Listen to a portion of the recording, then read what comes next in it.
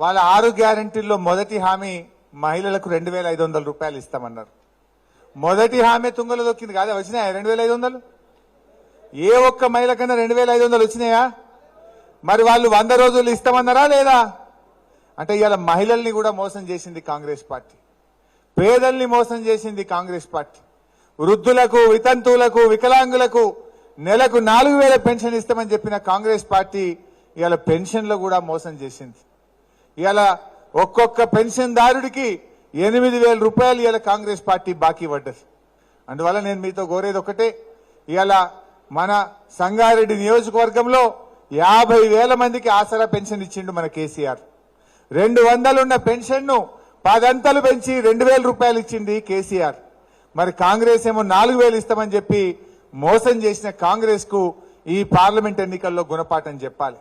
గ్రామాల్లో మీరు అవ్వ తాతల దగ్గరికి పోండి, వితంతువుల దగ్గరికి వెళ్ళండి, ఎయిడ్స్ పేషెంట్ల దగ్గరికి వెళ్ళండి, నేత గీత కార్మికుల దగ్గరికి వెళ్ళండి.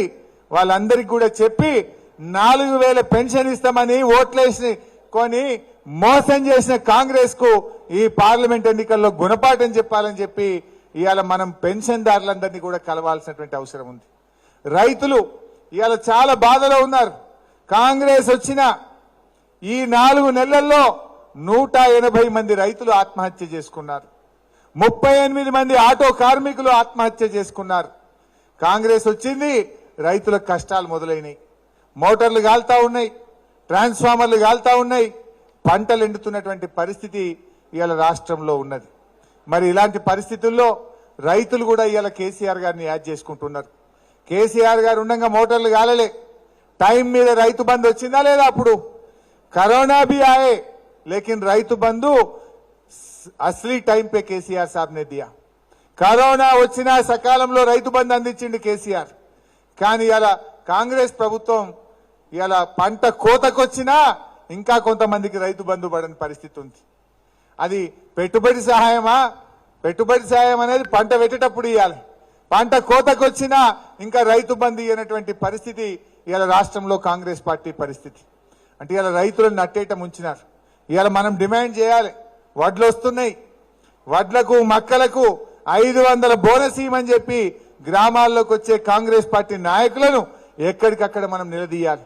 500 బోనస్ ఇవ్వకుండా మీకు ఓటు అడిగే హక్కు ఎక్కడిదని చెప్పి రైతులను మీరు అందరూ కూడా రైతుల పక్షాన నిలబడండి, కాంగ్రెస్ పార్టీ నాయకులను ప్రశ్నించాలని కోరుతా ఉన్నాం. అంటే మీరు ఆలోచించండి, రైతులకు అన్యాయం, ఆసరా పెన్షన్ ఇచ్చే విషయంలో పేదలకు అన్యాయం, మహిళలకు 2500 ఇస్తామని చెప్పి అన్యాయం, నిరుద్యోగులకు 4000 భృతి ఇస్తామని చెప్పి నిరుద్యోగులను కూడా నట్టేట ముంచింది ఇవాళ కాంగ్రెస్ ప్రభుత్వం. అందువల్ల ఇవాళ ప్రజలు కాంగ్రెస్ కోటేసే విషయంలో ఆలోచనలు పడ్డారు. రేవంత్ రెడ్డి గారు ఎంతసేపు ప్రతిపక్ష నాయకుల మీద కేసులు పెట్టుడు, ప్రతిపక్ష ఎమ్మెల్యేలను గేట్లు తెరుస్తాం రాండ్రి రాండ్రి అంటుండు. నువ్వు ప్రాజెక్టుల గేట్లు తెరిచి పంటలు కాపాడు, నాయకులను కొనుడు కాదు, నాయకుల ఇంటి చుట్టూ తిరుగుడు కాదు, నువ్వు ప్రజలకు ఇచ్చిన హామీలు అమలు చేయ రేవంత్ రెడ్డి గారు నేను కోరుతా ఉన్నా. నువ్వు హామీలు అమలు చేయడం మీద మీకు చిత్తశుద్ధి లేదు. ఎంతసేపు ప్రతిపక్ష నాయకులను ఎట్లా బెదిరియాలి, వాళ్ళ మీద ఎట్లా అక్రమంగా కేసులలో ఇరికియాలి, వాళ్ళని ఎట్లా కాంగ్రెస్ పార్టీలో జాయిన్ చేసుకోవాలనుకుంటున్నాడు. ఇవాళ ఇది కాదు, నువ్వు ఇచ్చిన హామీలు అమలు చేస్తామని ప్రజలు నమ్మకం కొద్ది నీకు ఓటేసిండ్రు. ఇప్పుడిప్పుడే విఘ్నులైన తెలంగాణ ప్రజలు కాంగ్రెస్ పార్టీ మోసాలను కూడా గ్రహిస్తా ఉన్నారు. కాంగ్రెస్ పార్టీకి గుణపాఠం చెప్పాలని ఇవాళ ప్రజలు ఆలోచిస్తా ఉన్నారు. ఈ విషయాలను మీరు ప్రజల్లోకి తీసుకువెళ్ళండి. కార్యకర్తలతో నేననేది, మనమేమి హంగామా అక్కర్లేదు, డోర్ టు డోర్ పోండి. మంచిగా 10 మంది రైతులు ఉంటే పొలం కాడ పోయి సంధాయించుండ్రు. ఇంటింటికి వెళ్ళి అక్కా చెల్లెలకు మహాలక్ష్మి పేరు మీద కాంగ్రెస్ పార్టీ చేసిన మహా మోసాన్ని వివరించే ప్రయత్నం చేయండి. ఆసరా పెన్షన్ జనవరి నెల ఒక పెన్షన్ ఎగరగొట్టిండు, ఆ ఇచ్చే 2000 కూడా ఇవ్వలేదు जनवरी। एक महीना का तो पेंशन ही बंद कर दिया, ऊपर से 4000 देते बोले, 1 महीना का तो 2000 भी नहीं दिया जनवरी నెల। సో ఇట్లా ఆ వాళ్ళని కూడా మనం మద్దతు తీసుకురావాల్సిన అవసరం ఉంది. బీజేపీకి ఏం చూసి ఓటేయాలి? కేసీఆర్ గారు అద్భుతమైనటువంటి యాదాద్రి దేవాలయం నిర్మించలేదా? కేసీఆర్ గారు చేసినన్ని యజ్ఞాలు హోమాలు ఈ దేశంలో ఏ ముఖ్యమంత్రి అయినా చేసిండా? మనం కూడా హిందువులమే, మనం కూడా భక్తులమే. మనం పేదల పక్షాన నిలబడుతున్నాం. ఇలా బీజేపీ వాళ్ళు కేవలం మతం పేరు మీదనో ప్రజల్ని రెచ్చగొట్టడం ద్వారా ఓటడగడం కాదు. ఏం చేసింది బీజేపీ? రైతుల జీవితాల్లో మార్పు తెచ్చిందా? కార్మికుల జీవితాల్లో మార్పు తెచ్చిందా? 157 మెడికల్ కాలేజీలు పెడితే కనీసం తెలంగాణకు ఒక్క మెడికల్ కాలేజ్ అని ఇచ్చిందా? ఇలా సంగారెడ్డికి గవర్నమెంట్ మెడికల్ కాలేజ్ ఇచ్చింది మన కేసీఆర్, మన బీఆర్ఎస్ గవర్నమెంట్. ఇలా మెడికల్ కాలేజీలో పిల్లలు చదువుతున్నారంటే, చాలా మందికి ఉద్యోగాలు వచ్చినాయంటే, పేదలకు వైద్యం దొరుకుతుందంటే మన గులాబీ జెండా ఇచ్చింది. ఆనాడు మన ఎమ్మెల్యే లేకపోయినా మన కేసీఆర్ గారు చింత ప్రభాకరణ కోరితే గవర్నమెంట్ మెడికల్ కాలేజీని సంగారెడ్డికి తెచ్చింది మన బీఆర్ఎస్ పార్టీ. ఏమిచ్చింది కాంగ్రెస్? అందువల్ల మనం దయచేసి ప్రజల్లోకి వెళ్ళాలి. కేసీఆర్ గారు చేసిన మంచి పనులు చెప్పాలి. ఈ ఎన్నికల్లో కాంగ్రెస్ పార్టీకి గుణపాఠం చెప్తేనే వాళ్ళ మెడలు వంచి ఈ 6 గ్యారెంటీలు అమలు చేయిస్తామని చెప్పి ప్రజలకు చెప్పాలి.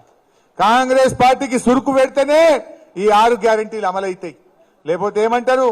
మేము మోసం చేసిన 6 గ్యారెంటీలు ఎగబెట్టినా మాకు ఓట్లు పడ్డాయని అనరా? మరి ఆ కాంగ్రెస్ పార్టీ కళ్ళు తెరవాలంటే కాంగ్రెస్ పార్టీకి ఈ ఎన్నికల్లో మనం గుణపాఠం చెప్పాల్సిన అవసరం ఉంది. బీజేపీ కాంగ్రెస్లు రెండు కలిసి ఈ తెలంగాణకు అన్యాయం చేసినాయి. మరి ఈ తెలంగాణ ఉద్యమం చేసి రాష్ట్రాన్ని సాధించింది కేసీఆర్ గారు. అంటే మనము తెలంగాణ గెలవాలంటే, తెలంగాణ నిలవాలంటే బీఆర్ఎస్ పార్టీ గెలవాలి, బీఆర్ఎస్ గెలవాలి, తెలంగాణ నిలవాలి అనేటువంటి నినాదంతో ఈ ఎన్నికల్లో మనం ప్రజల దగ్గరికి పోవాలి. తెలంగాణ కోసం నికార్సిగా పోరాడే పార్టీ ఒకే ఒక్క బీఆర్ఎస్ పార్టీ. కాంగ్రెస్ వాళ్ళకు 100 ఎజెండాలు ఉంటాయి, బీజేపీ వాళ్ళకు 100 ఎజెండాలు ఉంటాయి. వాళ్ళు ఏదన్నా వాళ్ళ అవసరాల కోసం వాళ్ళు ఎక్కడైనా కాంప్రమైజ్ అవుతారు. కానీ బీఆర్ఎస్ పార్టీ తెలంగాణ హక్కుల కోసం, తెలంగాణ ప్రయోజనాల విషయంలో ఖచ్చితంగా ఎలాంటి రాజీ లేకుండా పోరాటం చేయగలిగేటువంటి పార్టీ ఒక్క బీఆర్ఎస్ అనేటువంటి విషయాన్ని మనం ప్రజల్లోకి తీసుకువెళ్ళాలి.